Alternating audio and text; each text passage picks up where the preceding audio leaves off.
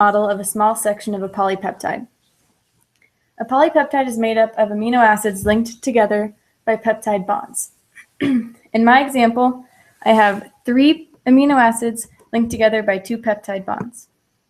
So the basis of an amino acid, starting from the left side, is an amine group. The alpha carbon, the carboxyl group, and then the R group. The amine group, alpha carbon, and carboxyl group are going to be the same for every single amino acid. And what differentiates them from each other is going to be the R group. So this R group on the far left is just a CH3. And that means it's an alanine. In the middle, on our second amino acid, the CH with 2 CH3s is a valine.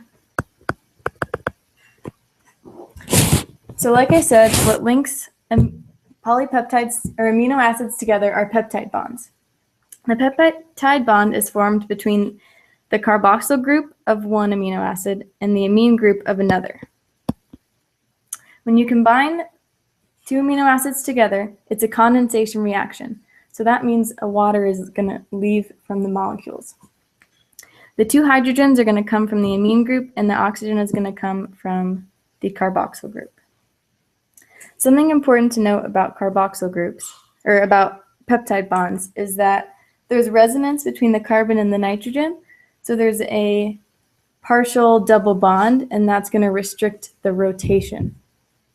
So the way that polypeptide chains can rotate and turn is the phi and psi angles that are next to the polypeptide bond, to the peptide bond. Between the nitrogen and the alpha carbon is a phi angle, and between the carbon and the alpha carbon is a psi angle. These angles will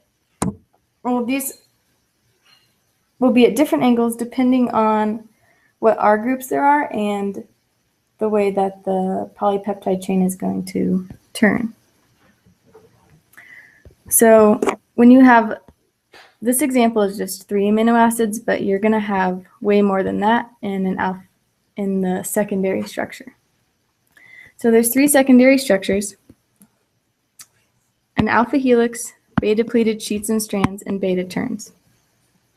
Depending on what amino acids are together and their environment is going to tell you which secondary structure that they're going to turn into. The most selective one is a beta turn, and it's usually about 4 amino acids only, and it's very specific to glycines and serines. And that's all I have. Thank you.